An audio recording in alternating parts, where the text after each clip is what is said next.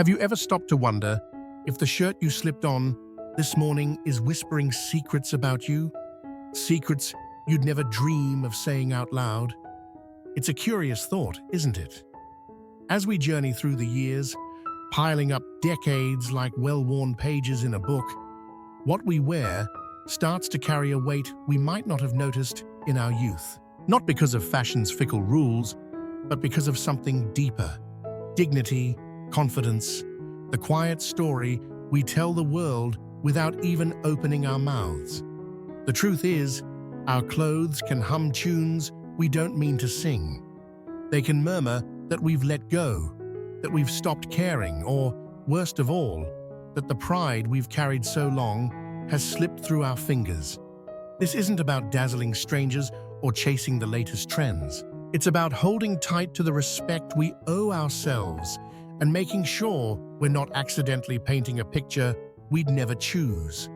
So, settle in with me today, like we're old friends sharing a cup of coffee, because we're going to explore 8 things you should steer clear of wearing as the years stack up, not just because they look off, but because they shout something you're not. These aren't whims or picky preferences. They're patterns I've seen time and again as a storyteller, a psychologist, and someone who's watched how people are perceived in their later chapters. If you're the kind who believes your outside can mirror your inside, this is for you. Stick around.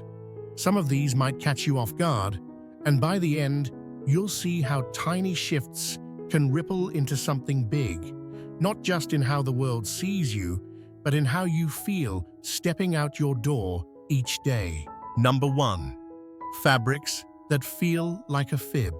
Let's start with something you can feel under your fingertips: the fabric of your clothes. Not all materials are spun the same, and as we age, picking the wrong one can send a message faster than a hello. Imagine this. Clara and Marjorie, both 77, are strolling into their neighborhood cafe for a midday chat. Clara's got on a cotton blouse, soft as a whisper, with a gentle drape that sways as she moves, holding its shape without clinging. Marjorie, though, is in a shiny synthetic top, the kind that catches the light like a disco ball and creases with every step. You can hear it rustle, stiff and unyielding, showing every wrinkle from the hanger. Even if Marjorie paid more or bought it last week, it doesn't matter. The fabric's doing the talking, and it's not saying anything kind. Cheap-looking fabrics, those glossy polyesters, flimsy blends, or stiff synthetics, promise convenience but deliver something else. They wrinkle like a crumpled napkin, stick where you don't want them to, and shimmer in a way that highlights every lump and bump. I once knew a woman, Edith, who loved her bargain bin tops because they were easy. But one day, she caught her reflection in a shop window, harsh afternoon sun glaring down, and saw how the sheen turned her into a caricature of herself. She told me it felt like the clothes were laughing at her, not with her. At our age, we've earned comfort, but it shouldn't come at the cost of grace. Grace isn't about silk gowns or runway looks. It's about wearing something that respects the body you've lived in all these years. Natural fibers like cotton, linen blends, or cozy knits fall like a soft hug, breathe with you, and wear well through the seasons. Next time you're shopping, hold that shirt up to the light. Run your hand over it. Does it feel like dignity? Because people might not praise a good fabric, but they'll notice when it's wrong. It's not about trends. It's about refusing to look like you've given up. Number 2, logos that shout too loud. Now let's talk about clothes that turn you into a billboard. Excessive logos or branding, those oversized names and slogans splashed across your chest, might seem like a small choice, but they can holler louder than you'd expect. Picture this. Thomas and Victor, both nudging 79, catching up over a park bench. Thomas wears a simple sweater, a muted grey that lets his warm smile and steady voice take center stage. Victor's in a hoodie, screaming with a giant brand logo, bold letters stretching shoulder to shoulder. It's not that Victor's tasteless, he's just letting his clothes do the talking, and they're yelling over the man he is. Back in our younger days, a logo might have meant something: status, belonging, a nod to the crowd we ran with. But now, your dignity's the loudest thing you carry, not some designer's stamp. I remember my Uncle Ray, a man who'd seen 75 summers, striding into a family reunion with a shirt plastered in a soda brand's name. He thought it was fun, a throwback to his vending machine days. But the room didn't see Ray. They saw a walking ad, and it dimmed the quiet authority he'd earned. Big logos don't make you look current. They make you look like you're borrowing confidence from a corporation. At this stage, you don't need to advertise for anyone. You're the story. Stick to understated fits, soft patterns, solid colors that say, "I'm here and that's enough." Ask yourself, is this shirt serving me or someone else's bottom line? Because the truest style is self-respect, and it doesn't need a label to prove it. Number 3, clothes that don't fit the you of today. Here's a truth that hits close. Nothing sinks your look faster than clothes that don't fit. Too baggy, too tight.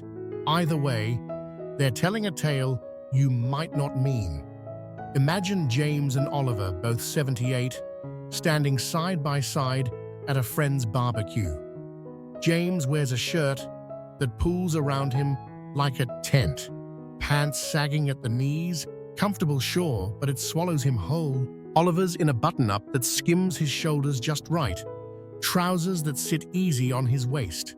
Same age, same life, but two different stories in fabric. Ill-fitting clothes don't just look sloppy, they whisper neglect. Baggy ones say you're hiding. Tight ones say you're clinging to a past that's faded. I once counseled a man, George, who'd kept his college jackets decades past their prime. He'd squeeze into them, buttons straining, because they reminded him of his football days. But one afternoon, his granddaughter giggled, "Grandpa, you look like a sausage." It stung, but it woke him up. Dressing well now isn't about the body you had. It's about honoring the one you've got. Tailoring doesn't mean bespoke suits. It means knowing your shape and picking pieces that follow it. If your size has shifted, and whose hasn't, don't cling to old favorites. Let them go. When your clothes fit, you stand taller. You feel the difference in your bones. And trust me, the world notices too. Number 4, shoes that tell a tired tale. Shoes, they're more than just what keeps your feet off the ground. They're a quiet signal, and when they're worn out, they speak volumes. Picture Arthur and Henry, both 83, ambling through the farmer's market. Arthur's shoes are polished leather, a little scuffed but cared for, laces tied neat. Henry's sneakers are a mess, soles peeling, laces frayed, the kind of tired that makes you wince. People glance down, and even if they don't say it, they see it. One man's still tending to himself, the others let it slide. I had a patient once, Mabel, who swore no one cared about her old loafers. But after a fall, those slick soles betraying her on wet pavement, she swapped them for sturdy slip-ons. She told me later, "I didn't realize how small I felt in those beat-up shoes." Worn-out footwear doesn't just risk your balance, it frays your confidence thread by thread. You don't need extravagance, just clean, solid shoes that say you're still in the game. Classic designs, a little polish, maybe a comfy insole if your arches ache. It's not vanity, it's grounding yourself in the life you're still living. Number 5. Accessories stuck in time. Time has a sneaky way of creeping into the little things, belts, bags, glasses, that frame your look. Outdated accessories can tug you backward when you're trying to step forward. Take Esther and Lillian, both 76, chatting at a book club. Esther's got a sleek leather purse, simple but sturdy, a pair of glasses that lift her face. Lily Lyons clutching a faded tote with cartoon cats, her bifocals thick and dated from the 90s. That tote's not vintage, it's weary, and it drags her down. I met a man, Walter, who wore the same cracked belt for 20 years because it still worked. His wife finally swapped it for a new one, and he laughed, "I didn't know I could feel this sharp." Accessories should evolve with you, reflecting the person you are now, not then. Start small. A fresh belt, a bag with clean lines, glasses that fit today's you. It's not about tossing memories. It's about letting go of inertia. When the little things shine, you do too. Number 6. Prints that play too young. Here's something to chew on.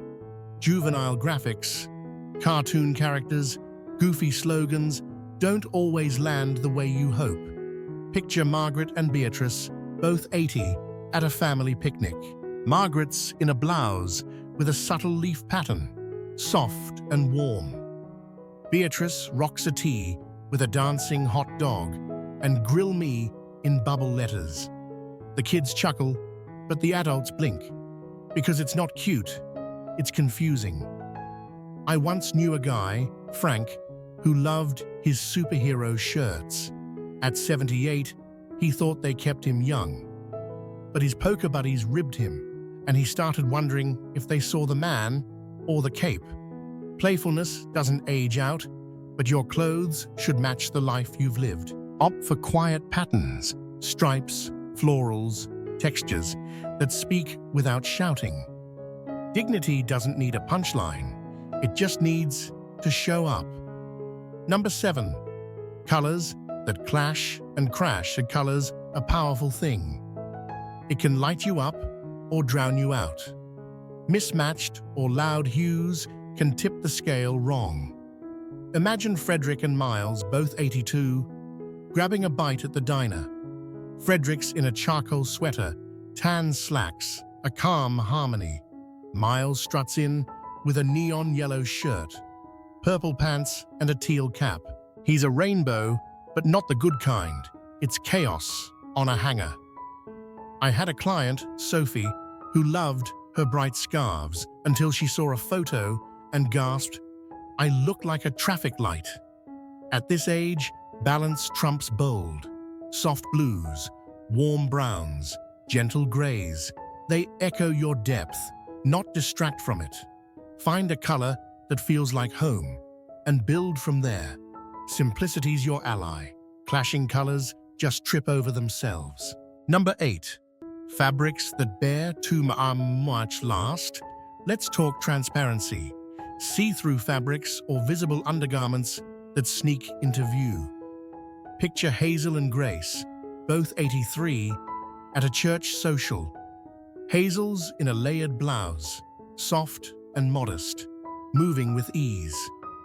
Grace's thin top turns sheer in the sun, outlining her bra.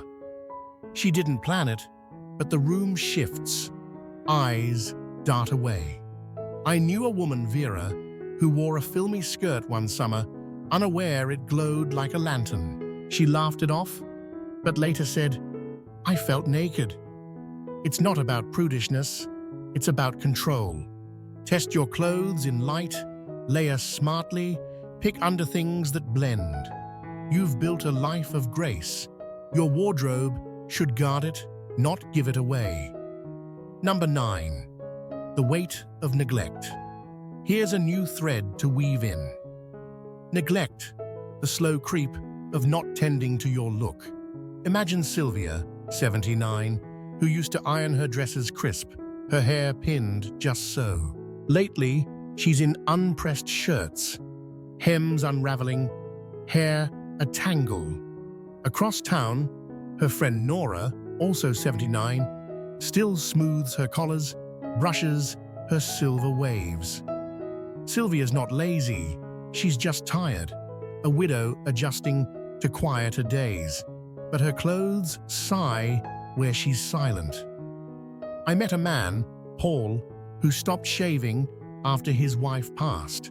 His rumpled jackets matched his stubble, and he faded into the background. One day, he pressed a shirt, ran a razor over his chin. Suddenly, he saw himself again. Neglect isn't just fabric, it's a mood. Start small. Mend a seam, polish a button. It's not fussing, it's reclaiming the you that's still here, steady and strong. Final thoughts. The mirror of you. Here we are, 9 threads pulled apart and stitched back richer. Take a moment, peek into your closet. What slipped in there, quiet as dust, that doesn't match the you want to be? These aren't rules to chain you, they're tools to free you. Swap that shiny top for cotton's embrace. Ditch the loud logo for a clean line. Mend what's frayed, fit what's yours. It's not about primping for the crowd, it's about standing tall for the person in the mirror. You've lived a tapestry of years, joy, grief, grit, and your clothes should hum that tune, not muffle it.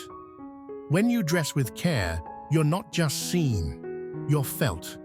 And that's a power worth wearing. Tell me below, what struck you today? What'll you tweak tomorrow? I'm listening, and I can't wait to hear.